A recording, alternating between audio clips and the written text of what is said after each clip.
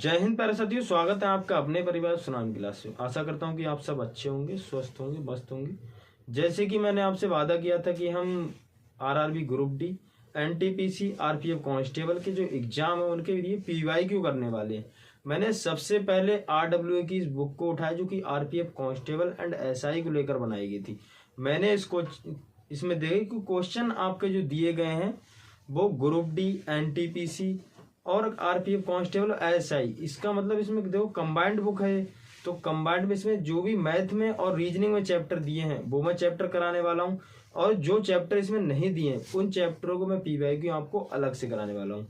खासकर इसमें देखो आरपीएफ कांस्टेबल के ज्यादा क्वेश्चन देखने को मिलेंगे। ऐसा मत सोचना कि देखो लेवल रेलवे का देखो सेम थोड़ा बहुत चेंज होता है, ज्यादा चेंज नहीं होगा, क्योंकि आरपीएफ कांस्टेबल एसआई का लेवल देखो एनटीपीसी के लिए या फिर ग्रुप डी के लिए सफिशिएंट होगा। इस लेवल के ही आधार पर क्वेश्चन रहेंगे, तो देखना, आराम से जुड़ जाना। चैनल डेली शाम को 8 बजे क्लास होगी।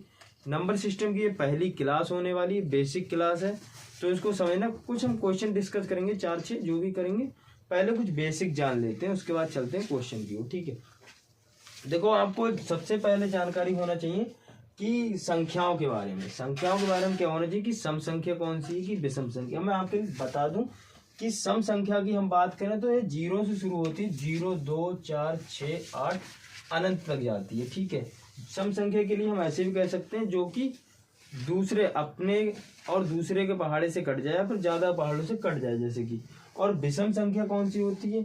वह विषम संख्या जो कि 1, 3, 5, 7, 9, ठीक है, जो खुद के और दूसरे के अलावा किसी अन्य से ना कटे, खुद के और दूसरे के अलावा किसी अन्य से ना कटे। ठीक है, फिर भाज्य संख्या की बात करें, भाज्य संख्या कौन सी होती है? जो खुद से और अन्य किसी से कट जाए, वह कौन सी होती है? भाज्य संख्या। जैसे 4, 6, 8, 10, 9। ये देखो कोई ऐसी इसमें कोई समझने वाली बात है नहीं, मैं आपके लिए जो समझाऊं इसमें बस याद कर लेना कि इस तरह से है तो उसी तरह से है। ये बदलती नहीं है कि इसका लॉजिक कोई बदल जाएगा कि ये 8 पहले आ जाएगी, 6 बाद में पहुंच जाएगा। ठीक है, अभाज्य संख्या जैसे 2 से 3, 5, 7, 11, 13, ठीक है, जिनमें किसी का भाग नहीं जाए।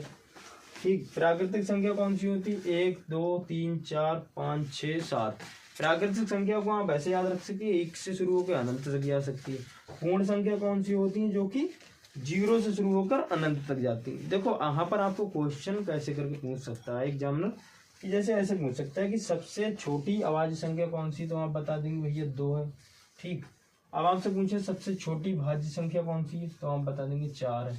समझ गए? इस तरह से आपको क्वेश्चन पूछने को देखने को मिल सकता है एग्जाम में। अब कुछ क्वेश्चन की ओर चलो। मैं देखो क्वेश्चन जब कराऊंगा ना तो उसके साथ साथ मैं आपके लिए कुछ बेसिक बताऊंगा, तो उसके लिए नोट डाउन कर लेना। ठीक है, और बाकी इसकी पीडीएफ में डाल दूंगा, वहां से आप लोग कर लेना। ठीक,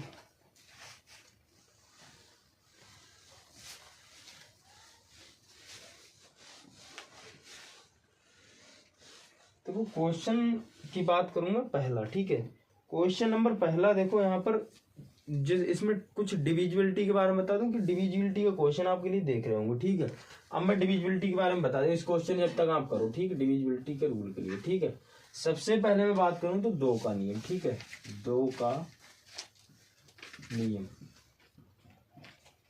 2 का नियम। ठीक है, 2 का नियम क्या कहता है कि किसी भी संख्या का अंतिम यानी कि लास्ट डिजिट 2 से कटना चाहिए, यानी कि 2 से विभक्त होना चाहिए। ठीक है, क्या लिखेंगे आप? अंतिम अंक विभक्त हो। ठीक है, विभक्त हो, समझिए भाई, अंतिम अंक विभक्त होना चाहिए।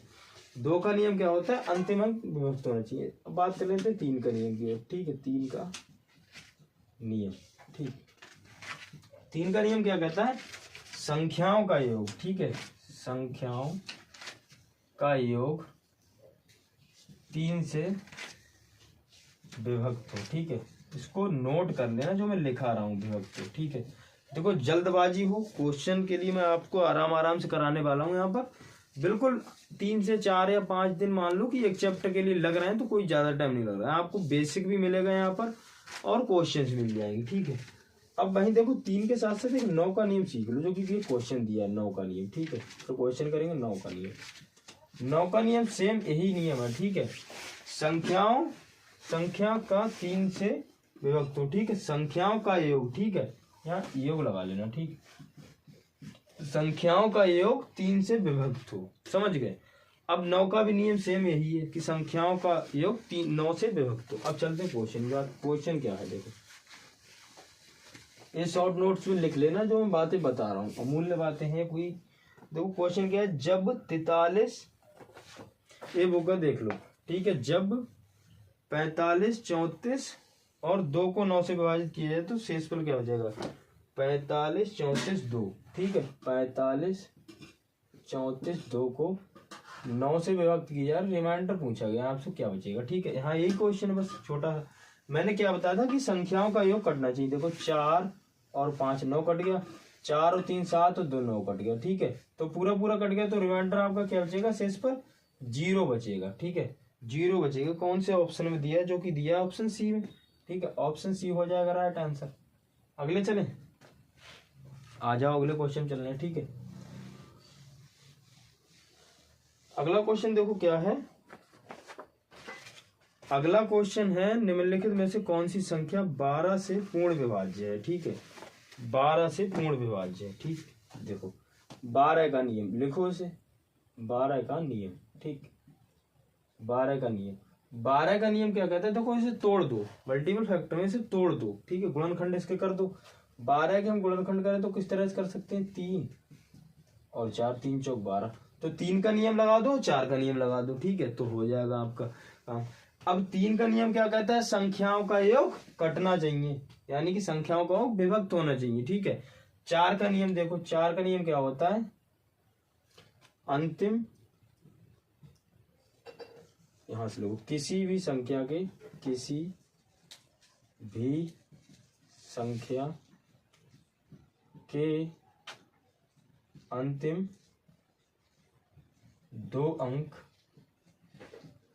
विभक्त हो, ठीक है, समझ गए, विभक्त होने चाहिए, ठीक, विभक्त हो, अंतिम किसी भी संख्या के अंतिम 2 अंक विभक्त होने चाहिए, ए है 4 का नियम, समझ गए। अब चलो लगा लेते हैं, ठीक है, अब लगा लेते हैं, इसे लगा लेते हैं। देखो अब क्वेश्चन क्या दिया, देखो चेक कर ले, हम पहला ऑप्शन चेक करते हैं, 74, 27, 6, ठीक है, 74, 27 और 6 कट रहा है कि, देखो पहले देखो 3 से देख लो, ठीक है, 7 2 9, 7 4 11, 11 और 6 कितना हो गया, 18, तो कट रहा है 3 से, तो 4 से देख लो, देखो 4 एकम 4 और 4 नेम 36, तो ये कट रहा है, देखो 4 और 3 दोनों से कट रहा है, समझ गए, तो ऑप्शन ए हो जाएगा राइट आंसर, ठीक है, ऑप्शन ए हो जाएगा आपका राइट आंसर। चलें अगले,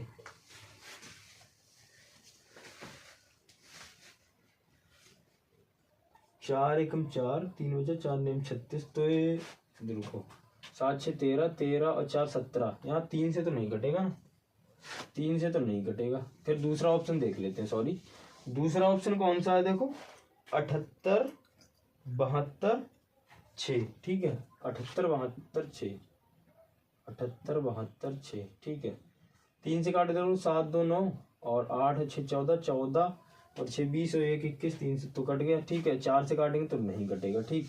ऑप्शन सी देखो, ऑप्शन डी देखो, यहाँ पर ऑप्शन डी क्या है, 78 27 6, ठीक है, 78 27 6, ठीक है, काटो इसे, 3 और 4, ठीक है, 4 से काटा, देखो यहाँ पर कट गया 4 से, तो ठीक, 4 से कट गया, 2 3 से काटो, 7 2 9, 3 और 2, 3 दूनी 6 और 8 7 15, ठीक, तो ऑप्शन डी आपका हो जाएगा राइट आंसर, ऑप्शन डी हो जाएगा आपका राइट आंसर। चलिए अगले क्वेश्चन की ओर,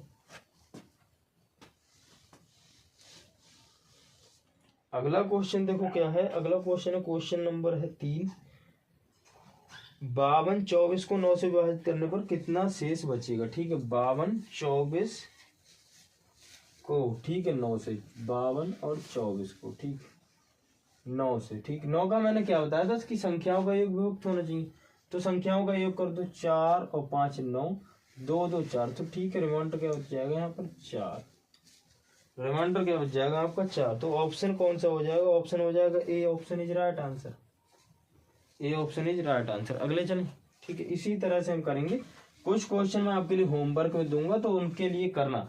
टेलीग्राम है चैनल, उसमें ज्वाइन कर लेना, मैं आपके लिए पीडीएफ वहां पर डाल दूंगा, समझ गए। चलो अगले चलते हैं। देखो 24,795 को 9 से विभाजित करने पर शेषफल क्या बचेगा? 24,795 को, ठीक है, 24,795 को 9 से विभाजित करने पर, ठीक है, 9 से विभाजित करने में रिमाइंडर आपसे पूछा गया, ठीक है। तो यहाँ रिमाइंडर के लिए मैंने क्या बताया था आपके लिए अंकों, तो 9 से 9 गया, 4 और 5 9, 7 2 9, तो रिमाइंडर क्या बच जाएगा आपका?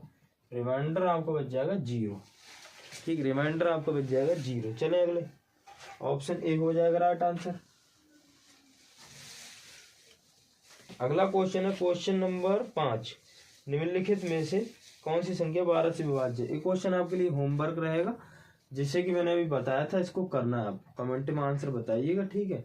और आगे कोई दिक्कत आती तो मुझे बता देना कि भाई ये हुआ नहीं, बता देना, ठीक है। क्वेश्चन नंबर 6 देखो, यहाँ पर निम्न में से पूर्ण वर्ग कौन सा? देखो एक क्वेश्चन थोड़ा आपको लग सकता है कि नंबर सिस्टम भैया एक क्वेश्चन डाल दिए हैं, तो मैं बता दे रहा हूँ कि आपके लिए जब वर्गमूल और घनमूल हम चैप्टर करेंगे तो वहां आपके लिए बहुत अच्छे तरीके से बताऊंगा, बट यहाँ मैं आपके लिए समझाने के लिए बता दे रहा हूँ कौन सा होगा, ठीक है। देखो कौन सा होगा, चेक कर लें ऑप्शन, चेक कर लें ऑप्शन, ऑप्शन चेक कर लेते हैं हम लोग, ठीक है। ऑप्शन में मान लेता हूँ कि हम बी से उठाते हैं, ठीक है, बी उठाओ, 57 77, ठीक है, 57 और 77, ठीक है, ये वर्ग है या नहीं है, ठीक। इसका एक लॉजिक होता है, देखो 50 का और 100 का तुमने ऐसे करके देखा होगा, ठीक है। अब इसे हम देखेंगे किसके वर्ग के आसपास है, किसके वर्ग के आसपास है, 6 छंग 36, देखो जो 7 होता है 77 है वो किसके वर्ग के आसपास है, 5 25, 6 छंग 36, 7 49, 8 64, ठीक, तो 8 के आसपास है, 8 के आसपास है मान लेते हैं, ठीक है। बट यहाँ देखो अगर हम 8 के आसपास है तो इसे, ठीक है, 8 के आसपास है तो इसे हम करें अगर, तो यहाँ पर देखो 8 8 64 आना चाहिए, अंतिम अंक क्या होना चाहिए, 4 होना चाहिए, बट यहाँ पर नहीं है तो ये नहीं होगा, ठीक है। मैं अगले ऑप्शन की बात कर रहा हूँ, ऑप्शन सी देखो, ऑप्शन सी क्या है, यहाँ पर है ऑप्शन सी है 57 76, ठीक है, 57 76, 57 76, 57 76 के लिए जब हम करेंगे तो यहाँ पर देखो अंत में क्या है 6, तो 6 किस में आता है अंत में, ठीक है। यहाँ देखो 76, तो 76 किसके आसपास आएगा, 76 किसके आसपास आएगा बताओ, 76 किसके आसपास आएगा, किसके आसपास आएगा, तो 76 में क्या है 6, ठीक है, तो 6 है तो किसके आसपास है, देखो 6 छंग 36, ठीक है, और 6 छंग 36 इधर कर दो, ठीक है। अब इधर ये कितना रह गया, इसके 2 अंक देखो, ठीक है, ये देखो 7 49 और 8 8 64, 7 49 और 8 8 64, 7 49 ज्यादा हो रहा है, 7 49 कम हो रहा है, 8 8 64 ज्यादा हो रहा है, तो यहाँ आप 7 रख लो, ठीक है, 7 और 7, यहाँ 7 रख लो और यहाँ अगर 8 रख लो, ठीक है। अब इसे चेक कैसे करोगे आप, ठीक है, चेक कैसे करोगे, चेक करने का सबसे अच्छा तरीका होता है, देखो यहाँ पर अगर हम बात करें यहाँ पर 6 छंग 36, ठीक है, 6 आ रहा है, और तुमको यहाँ पर भैया 6 आ रहा है, 6 छंग 36, तो 6 छंग 36 आ रहा है यहाँ पर। अब आपके लिए करना क्या है कि यहाँ से जब आप चलोगे तो देखो यहाँ से आपको मल्टीप्लाई कर लेनी है, मल्टीप्लाई कर लेनी है।